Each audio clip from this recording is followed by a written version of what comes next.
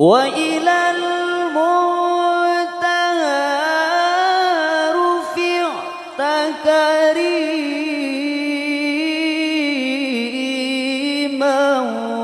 wa sami'tan nida alaika salamu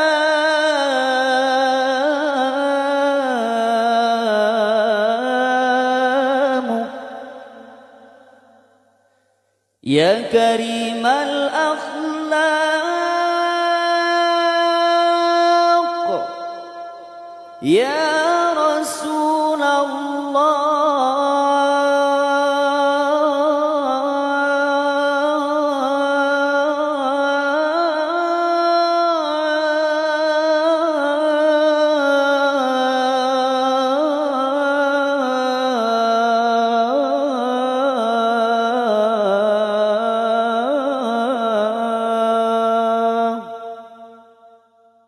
Pertama, marilah kita panjatkan puji syukur kita kehadirat Allah Subhanahu wa taala yang alhamdulillah pada pagi hari ini kita masih diberi nikmat sehat.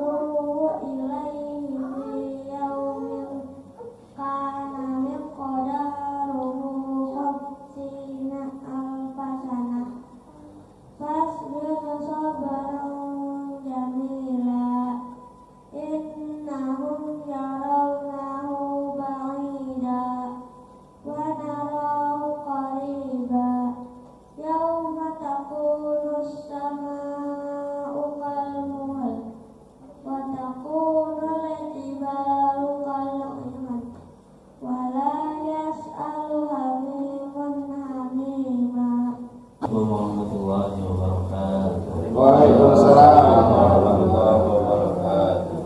A'udzu billahi minasy syaithanir rajim.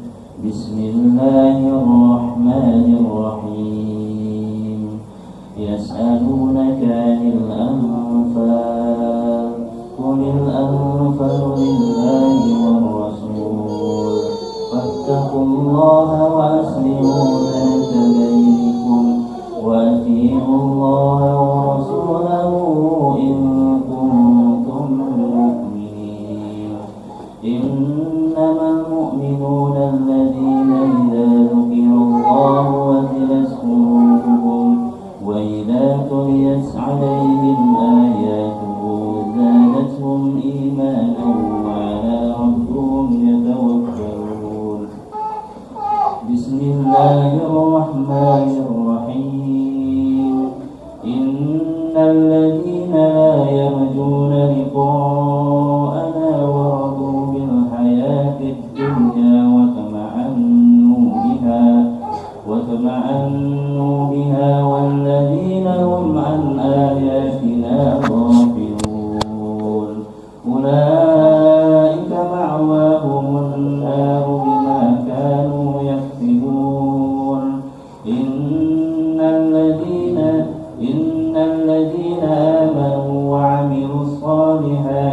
يهديهم ربهم بإيمانهم تجري من تحتهم الأنهار جنات النعيم. Assalamualaikum warahmatullahi wabarakatuh. Alhamdulillahilladzi hadana li hadza wa ma kunna linahtadiya laula an hadana Allah. Asyhadu an la ilaha illallah, asyhadu anna Muhammadar Rasulullah. Allahumma shalli wa sallim ala sayyidina Muhammadin wa ala alihi wa man tabi'ahum bi ihsanin ila yaumil din. Shadaqallahu al-azim. Alhamdulillah, kita sudah menikmati hidangan yang paling istimewa. Hidangan istimewa yang paling nikmat, yang paling bergizi dan paling punya rasa yang paling nikmat, yaitu namanya Al-Quran. Bukan kata siapa-siapa, tapi kata Allah. Di dalam ayat Al-Quran Allah mengatakan, Rabbana anzil alaina ma'idatan minas sama. Ya Allah, turunkanlah kami ma'idah dari langit, yaitu hidangan dari langit. Jadi hidangan yang paling indah, yang paling nikmat itu hidangan dari langit. Apa itu? Ma'idatan minas sama takun lana 'inda li awwalina wa akhirina. Yang mana hidangan ini adalah hidangan yang lebih nikmat dibandingkan aidah di awalina, yaitu Idul Fitri maupun Idul Adha. Hidangan yang paling nikmat, yang paling bergizi, yang paling menyehatkan jiwa dan raga. Ayatin minka, yaitu dari ayat-ayat Allah. Ida li awalina wa akhirina wa ayatan minka warzuqna wa anta khairur raziqin. Maka ya Allah, berikanlah kami rezeki yang paling baik, yaitu yang namanya rezeki yang paling baik adalah Al-Quran. Sebaik-baik rezeki adalah adanya Al-Quran di hati kita. Itulah yang sebaik-baiknya rezeki. Sebaik-baik hidangan sudah kita nikmati, mudah-mudahan segera Allah berikan rezeki pada kita semua. Amin. Kemarin kita sudah membahas tentang yang bersama Rasulullah. Dia yang bersama Rasulullah adalah di dalam surat Al-Fath ayat 29, ada 5 kriteria di situ. Mudah-mudahan kita menjadi salah satu darinya. Kali ini kita bicara tentang yang paling dicinta oleh Rasulullah. Siapakah yang paling mencintai kita? Kebanyakan orang mengatakan bahwa yang paling mencintai dirinya adalah orang tuanya. Ada yang mengatakan yang paling mencintainya adalah ibunya, bapaknya. Jawaban itu bukanlah tidak tepat, tapi kuranglah teliti untuk melihat ke dalam diri kita. Sesungguhnya yang paling mencintai diri kita adalah Rasulullah SAW.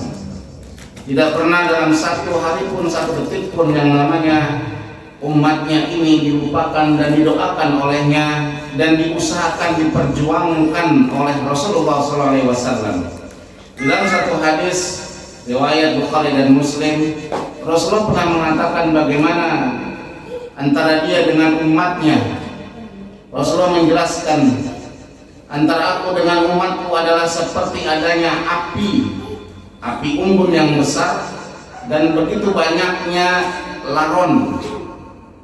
Laron itu ingin sekali masuk ke dalam api, cahaya kan soalnya. Lalu Rasulullah menghalaunya dengan segala cara. Rasulullah mengatakan, aku ingin laron-laron itu selamat sedemikian kerasnya, tapi apa daya, setiap laron itu memang ingin untuk mendekat kepada cahaya api. Ada yang selamat, ada yang tidak selamat. Cahaya itulah yang dikatakan Rasulullah sebagai itulah hubud dunia. Begitu banyaknya Rasulullah menghalau umatnya agar jangan mendekati api tersebut, tapi namanya laron, namanya juga laron. Dia memang hidupnya untuk mendekat kepada cahaya. Pada akhirnya ada umat Nabi Muhammad yang selamat, ada yang tidak. Dan usaha Rasulullah menghalau seluruh larung itu jangan masuk dalam api, itulah yang dikatakan Rasulullah, itulah usahaku kepada umatku.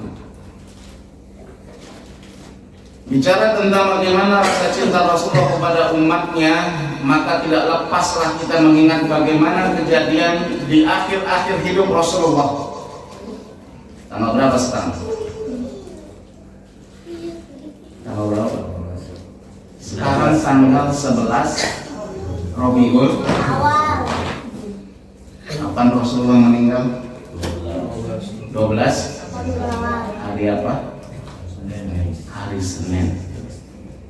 Kalau kita mau flashback 1400 tahun yang lalu, maka hari ini Rasulullah itu sholat subuh dipapah oleh Ali bin Abi Thalib dan Umar bin Khattab. Keadaannya sudah sangat lemah, sakitnya sudah berhari-hari, berminggu-minggu, 2 minggu sakit Rasulullah. Sebelum ajalnya Rasulullah sakit yang sangat demikian parahnya akibat racun dari perang Khaybar. Rasulullah pun masih sholat berjamaah, badannya panas luar biasa, kadang dia pingsan, kadang dia tidak sadarkan diri, tapi dia tetap sholat berjamaah. Dipapah oleh Ali bin Abi Thalib, oleh Umar bin Khattab, didudukkan dia di belakang imam yaitu Abu Bakar As-Siddiq. Di subuh yang terakhir yang berjumpa dia dengan umatnya, tidak mampu lagi berkata-kata Rasulullah, saking lemasnya, sakit yang sangat luar biasa. Maka kemudian esok hari di hari Senin di waktu duha, ketika seorang mengetuk pintu Rasulullah, menyambutlah Fatimah di dalam rumahnya. Orang ini ingin bertemu dengan Rasulullah, maka Fatimah, ayah saya sedang sakit, tidak bisa berjumpa dengan dirimu. Tapi Rasulullah mengenali suara orang tersebut atau yang datang tersebut. Maka dipanggil Fatimah. Siapa dia Fatimah? Tidak tahu, saya tidak pernah melihat orang itu tersebut sebelumnya. Maka kemudian Rasulullah mengatakan, itulah malaikat Jibril. Suruh dia masuk. Maka masuklah Jibril. Jibril menyampaikan pesan kepada Rasulullah, ada malaikat yang ingin berjumpa denganmu, yang minta izin kepadamu, yang sebelumnya dia tidak pernah minta izin untuk mendatangi satu manusia pun, yaitu Israel itu ketika datang dia tidak pernah minta izin kepada manusia, kepada apapun juga, pada raja, kepada pemimpin-pemimpin besar, kepada siapapun tidak pernah Israel itu minta izin. Tapi dia datang kepada Rasulullah, minta bahkan kepada Jibril, tolong sampaikan, aku ingin datang menyampaikan perintah dari Allah. Kalau memang sudah waktunya, kata Rasulullah, biarkan dia masuk. Maka masuklah Israel. Dia minta izin sama Rasulullah untuk cabut nyawanya. Demikian agungnya Rasulullah. Ketika itu kemudian Israel sudah mulai akan mencabut, maka Israel mengatakan, kita akan mencabutnya dengan cara yang paling lembut ya Rasulullah. Selembut-lembutnya Israel mencabut, tetaplah rasa sakit, sangat sakit dirasakan Rasulullah. Dimulai dari kaki Rasulullah, perlahan-lahan kaki itu kemudian menjadi dingin dan memutih, naik ke betis terus. Ketika di perut Rasulullah sudah mulai merasakan sakit yang luar biasa, tidak tahan lagi Rasulullah menahan sakit, mengerang kesakitan Rasulullah. Dikarenakan memang yang namanya sakratul maut itu demikian kerasnya, demikian sakitnya, seperti binatang yang sedang dikuliti oleh manusia. Bayangkan kalau binatang hidup-hidup dikuliti, bagaimana rasanya? Sakit tidak? Demikian sakitlah sakratul maut itu yang dirasakan oleh Rasulullah. Maka Rasulullah pun bertanya, apakah demikian sakitnya sakratul maut ini ya Israel? Iya, sakit seperti ini ya Allah, kata Rasulullah. Wajah Rasulullah yang keringatan, yang mulai menitikkan air mata, mengerang kesakitan pun Jibril tidak tega untuk melihat Rasulullah. Dia pun menghadap kepada sisi lain. Rasulullah pun mengatakan, kenapa engkau tidak melihat wajahku ya Jibril? Apakah engkau jijik? Siapa yang tidak akan tahan melihat wajah yang selalu tersenyum, fatabassama dhahikan, wajah yang tidak pernah mengeluh kepada Allah? Siapa yang tega akan melihat wajah yang selalu membuat kegembiraan di tengah-tengah umat ketika dia merasakan sakit? Kata Jibril tidak tega melihat wajah Rasulullah, maka oleh sebab itu Jibril melihat ke arah yang lain. Ketika sudah sampai di leher Rasulullah pun semakin merasakan sakit yang luar biasa. Ini kasih yang sangat luar biasa. Maka Rasulullah mengatakan, kalau memang demikian sakitnya, ya Israel, ya Jibril, katakan kepada Allah, cukup aku saja yang merasakan sakitnya. Kalau bisa timpakan saja rasa sakit ini kepada aku. Jangan berikan rasa sakit ini kepada umatku. Rasa sakit yang sangat luar biasa jangan diberikan kepada umatku. Jangan berikan dia kepada Rafni, jangan berikan kepada Bang Aceh, jangan berikan kepada Bang Idrus. Cukup aku saja. Tidak ada orang tua yang mampu untuk seperti itu. Yang paling mendekati bisa menahan rasa sakit itu adalah seorang ibu. Ketika ibu melahirkan, dia mengalami itu yang namanya indikator kesakitan 20 apa bahasa biologinya itu. Ada satuan sakit.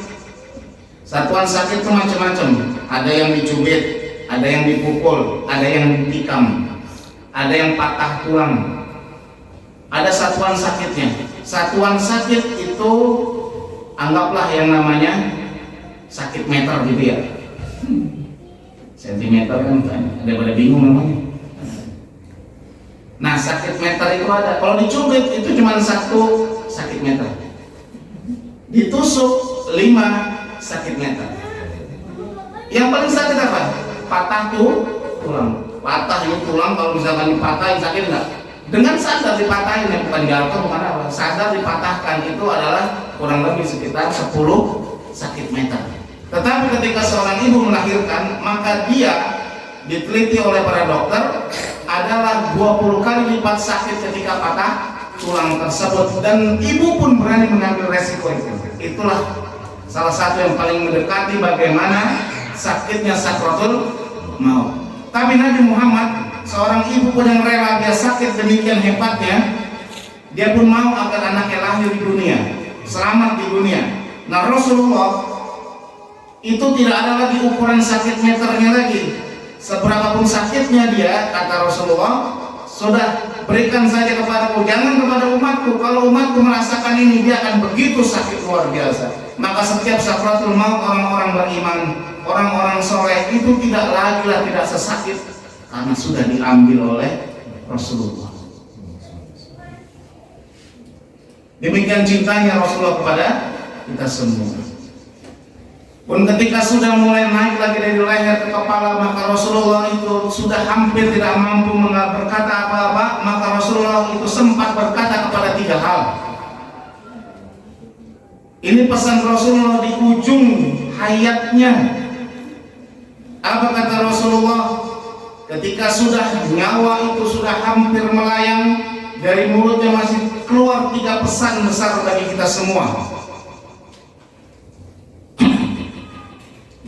Rasulullah mengatakan dalam perkataan yang terbata-bata, hafidhus sholat, jagalah sholat. Jaga sholat kita, jaga sholat kita. Mau sebesar apapun masalah kita, jangan tinggalkan sholat. Mau secapek apapun kita, jangan tinggalkan sholat. Rasulullah buktikan itu, sakit dia yang sangat parah sekali, yang sangat berat sekali pun Rasulullah masih sholat berjamaah. Hafidhus sholat, jaga sholat kalian.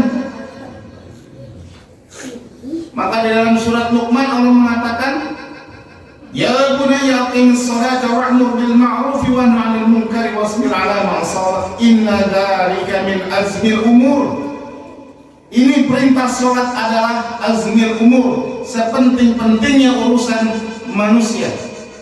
Tidak ada urusan yang paling penting bagi manusia kecuali sholat.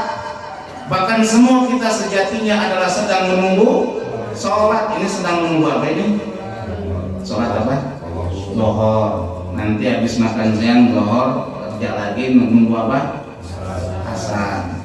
Udah asar, udah isya semuanya berhari-hari bertahun-tahun tinggal nunggu di sholatin. Betul nggak? Ini kan kita semua calon-calon disolatin nggak? Maka hafizus sholat. Tidak ada satupun orang Islam tidak dikatakan itu meninggalkan siyam Ramadan, misalkan meninggalkan puasa dikatakan kafir, tidak. Tidaklah orang meninggalkan zakat itu dikatakan kafir, tidak, bakhil aja dia. Tapi satu-satunya ketika kita tinggalkan, maka kemudian Rasulullah mengatakan tarkus sholat, siapa yang meninggalkan sholat wahwa kafir, dia adalah orang kafir, dia sudah kafir.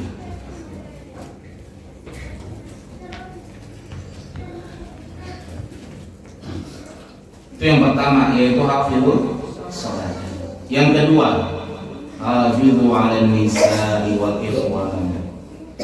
Jagalah wanita-wanita dan saudara-saudara kalian. Jagalah wanita, istri kita, anak-anak kita, saudara-saudara perempuan kita, jaga mereka. Jangan sampai mereka keluar tanpa hijabnya, membuka aurat. Inilah kemudian banyaknya kasus-kasus besar sekarang yang di Palembang, yang di Padang, bagaimana kekejian manusia, anak-anak usia dini yang melakukan kekejian yang sangat luar biasa, pemerkosaan bahkan pembunuhan.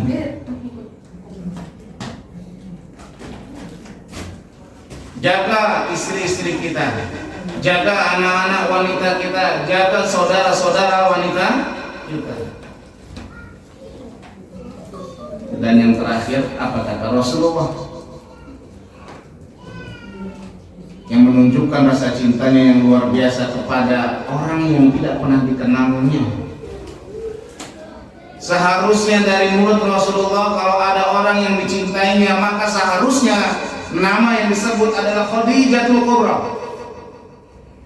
Harusnya nama Khadijah yang disebut oleh Rasulullah, karena cintanya Rasulullah kepada Khadijah itu adalah cinta yang sejati. True love of Muhammad itu adalah Khadijah.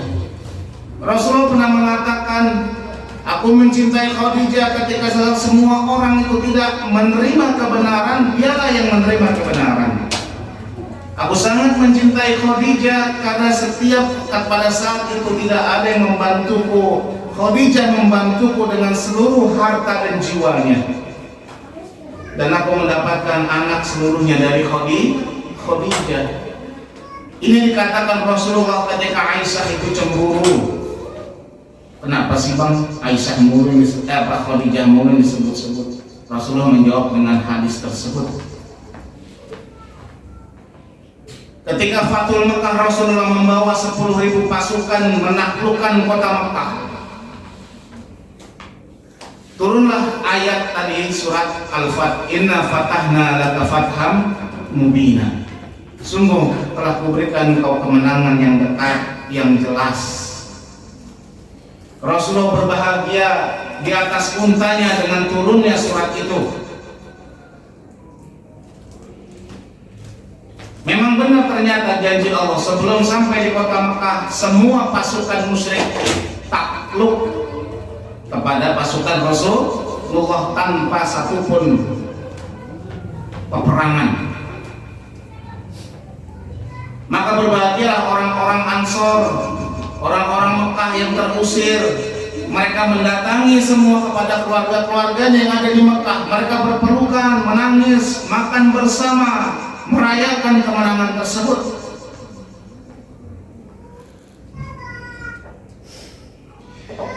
Tapi kemanakah Rasulullah pada saat semua orang bertemu dengan keluarganya? Rasulullah menuju Makkah, kuburannya Khadijah. Apa kata Rasulullah? Ya sadaqta Khadijah. Benar Khadijah. Khadijah pernah mengatakan engkau terusir saat ini Rasulullah dari kota Mekah. Tapi suatu saat kau akan datang. Engkau akan datang dengan kemenangan. Dan Rasulullah datang dengan kemenangan. Rasulullah tidak merayakannya dengan keluarganya, tapi dia datang ke kuburan Khadijah.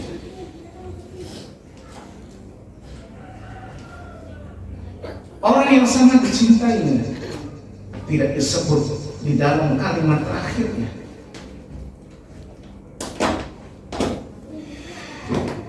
Kalau mau disebut ada lagi tokoh, ada lagi orang yang sebenarnya bisa saja disebut Rasulullah yang paling dicintainya, putrinya Fatimah. Putri terakhir yang sangat mencintainya sampai digelari Ummi Abah, bapak dari ibunya. Mengurus Rasulullah sejak kematian Khadijah itu seperti mengurus anaknya Fatimah. Makannya, pakaiannya, seluruh kebutuhan Rasulullah diurus oleh Fatimah. Bahkan ketika Rasulullah mulai disakiti terakhir kali di kota Mekah sebelum hijrah, Fatimah lah yang dia mengambil Rasulullah yang kelelahan di sebelah Ka'bah. Bajunya yang penuh dengan kotoran ditutupi oleh tubuh Fatimah. Tapi nama Fatimah juga tidak keluar dari mulut Rasulullah. Ada cucunya yang sangat dicintai oleh Rasulullah, Hasan dan Husain. Yang sampai Rasulullah mengatakan, siapa yang mencintai Hasan dan Husain, dialah mencintai aku. Siapa yang membenci Hasan dan Husain, sungguh dia membenci diri. Dia mencintai Hasan dan Husain. Juga tidak keluar dari mulutnya. Siapakah yang keluar dari mulut Rasulullah?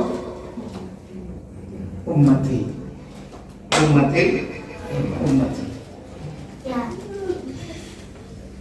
Umatku, umatku, umatku. Siapa kita ini? Sultan. Kita tidak kenal Rasulullah. Rasulullah tidak kenal dengan kita. Dibandingkan Khadijah, dibandingkan Fatimah, apa yang sudah kita korbankan untuk agama ini? Tidak ada. Tapi namun kita yang disebut Rasulullah. Cinta macam apa ini? Rasulullah kepada umatnya, kenapa demikian cintanya? Sampai Rasulullah mengatakan likulli nabiyyin da'watan mustajabah. Setiap nabi itu punya doa-doa mustajab. Wa kullu nabiyyin yuridu fid dunya. Tapi setiap nabi sudah mengucapkan yang menyegerakannya di dunia. Bagaimana Nabi Musa itu berdoa mustajab ketika dia dikejar oleh Fir'aun, selamatlah dia dengan umatnya. Bagaimana Nabi Nuh itu berdoa agar dia diselamatkan dari banjir yang besar, maka diselamatkanlah. Tapi Nabi Muhammad melalui berbagai macam mara bahaya, melalui puluhan perang,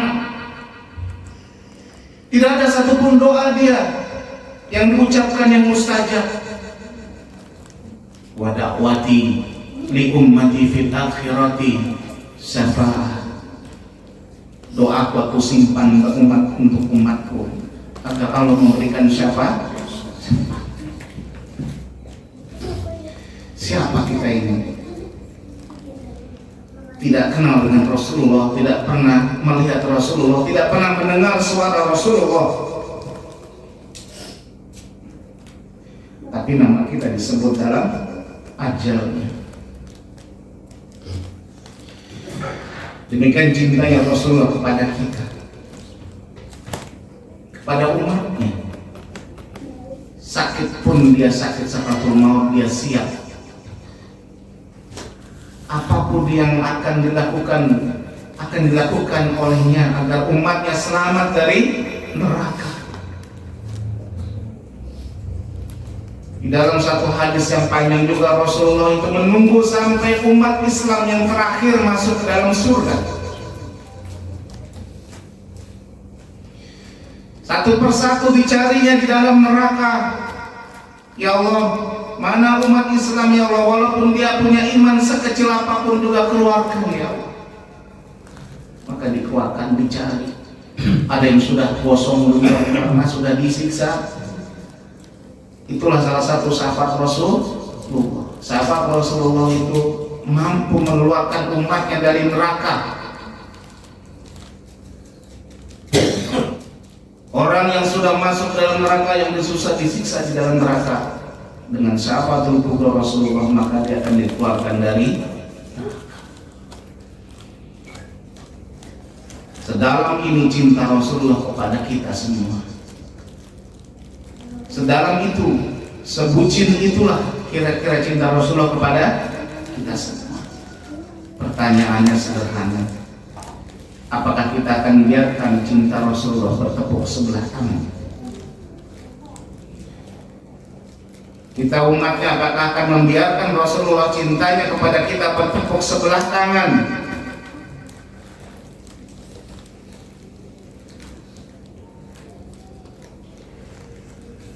Lalu apa yang harus kita lakukan untuk menyambut cinta Rasulullah? Adakah yang tahu di antara kita? Apa yang harus kita lakukan untuk menyambut cinta Rasulullah agar cinta Rasulullah yang demikian besar tidak bertepuk sebelah tangan? Rasulullah tidak perlu yang namanya harta, tak perlu membawa harta ketika berhadapan dengan Rasulullah. Rasulullah tak perlu emas dan perak dan sutra. Maka jangan kita bawa harta kita ketika berhadapan dengan Rasulullah. Kira-kira apa yang harus kita bawa sebagai cinta kita kepada Rasulullah? Alhamdulillah. Apa kira-kira? Ada yang tahu? Ya? Apakah kalau ada sesuatu yang paling dicintai Rasulullah, yang dia sangat mencintai sesuatu tersebut, yang rela untuk mati, yang rela untuk semua hartanya dihabiskan di sana dengan seluruh jiwa raga, kira-kira apa itu? Kalau ada, tidak tahu. Maka mencintai sesuatu ini adalah juga mencintai Rasulullah. Mencintai apa yang dicintai Rasulullah, sesungguhnya kita juga mencintai Rasulullah dan membalas cinta Rasulullah. Apa itu namanya? Hah? Apa? Ketakwaan. Ketakwaan. Apa Bang Leo? Kira-kira? Hah? Al-Quranul Karim. Bukankah itu Rasulullah berjuang? Bukankah itu dia melewati puluhan perang? Bukankah itu dia melewati penderitaan yang besar untuk hadirnya Al-Quran untuk umatnya? Mujizat terbesar bagi kita semua. Maka balaslah cinta Rasulullah dengan membalas dengan Al-Quran.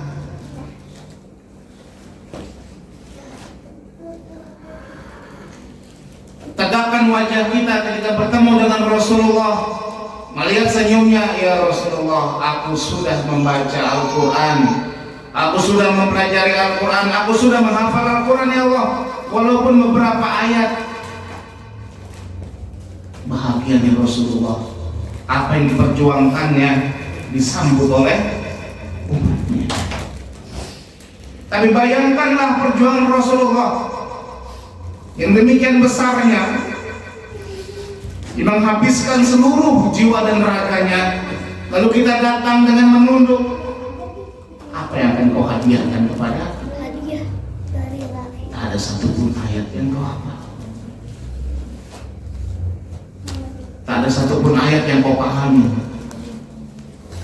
Tubuh kita pun akan menunduk malu di hadapan Rasulullah. Inilah Rasulullah sosok yang paling mencintai diri kita. Mari kita balas cintanya Rasulullah. Pertama dengan bersalawat kepada Rasul. Allahumma shalli ala Sayyidina Muhammad. Terima kasih Rasulullah. Terima kasih atas cintamu yang luar biasa. Atas perjuanganmu, Al-Quran sudah ada di hadapan kami. Maafkan kami Rasulullah. Maafkan kami belum serius kepada Allah. Malu kami nanti berhadapan denganmu, apalagi kepada Allah. Ya Rasulullah. Yang kedua, rasa cinta kita mulailah sekarang. Buka-buka Al-Quran, cintai Al-Quran. Alladzina atainahumul kitaba yatlunahu haqqa tilawati.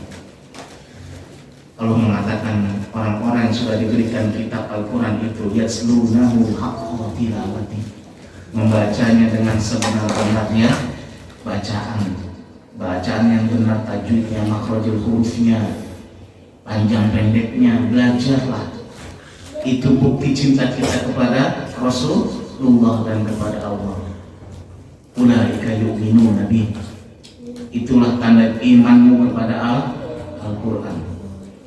Orang yang belajar Al-Quran agar bacaan Qurannya itu bagus, haqqa tilawati, yang benar, itulah dia orang-orang yang beriman kepada Al-Quran. Karena setiap orang Islam ditanya apakah engkau beriman kepada Al-Quran, maka jawabannya adalah beriman. Tapi itu belum menjawab, karena syarat dia beriman kepada Al-Quran salah satunya adalah haqqa tilawati, baca Qurannya dengan baik dan benar. Demikian yang sampai saya sampaikan, mudah-mudahan bermanfaat dan menambah cinta kita kepada Rasulullah, dan menambah cinta kita untuk mencintai apa yang paling dicintai Rasulullah, yaitu Al-Quran. Di dalam satu hadis Rasul mengatakan, afdalu ibadati ummati qiraatil Quran. Sungguh yang paling utama ibadah dari umatku adalah membaca Al-Quran. Karena Al-Quran inilah, dengan Al-Quran inilah Rasulullah yukhriju dhulumati minan nur, mengeluarkan umatnya, mengeluarkan manusia dari kegelapan menuju cahaya. Rasulullah lah yang merubah bangsa Arab yang barbar itu menjadi bangsa yang terhormat, yang mulia dikarenakan dengan Al-Quran. Maka tidak ada satu konsep apapun juga yang manusia buat yang dapat merubah manusia menjadi kebaikan kecuali Al-Quran. Walladzina amanu wa 'amilus solihati wa amanu bima nuzila 'ala Muhammadin wa huwal haqqu min rabbihim kaffara 'anhum sayyi'atihim wa aslaha balahum. Yang beriman kepada Allah, yang melakukan amal soleh, dan yang beriman kepada apa yang diturunkan kepada Rasulullah, yaitu Al-Quran. Wa huwal haqqu min rabbihim, itulah kebenaran dari Tuhan kalian. Kaffara 'anhum sayyi'atihim, Allah akan hapuskan, Allah tutupi segala kesalahanmu. Wa aslaha balahum, dan Allah akan perbaiki kehidupanmu. Orang beriman kepada Al-Quran, Allah tutupi kesalahannya, Allah perbaiki kehidupannya. Bila kehidupanmu sedang susah, kehidupanmu sedang menderita sengsara serta kekurangan, bisa jadi karena kekurangan untuk berhadapan dengan Al-Quran. Hadapi Al-Quran, baca dia dengan penuh keindahan. Membuka Al-Quran adalah seperti melihat wajah Rasulullah, tenang, damai, penuh cinta. Kapan ketika melihat wajah Rasulullah, lihatlah halaman Al-Quran itu indah. Kapan terakhir kali kita melihat Al-Quran? Bila taufiq wal hidayah. Assalamualaikum warahmatullahi wabarakatuh. Waalaikumsalam warahmatullahi wabarakatuh.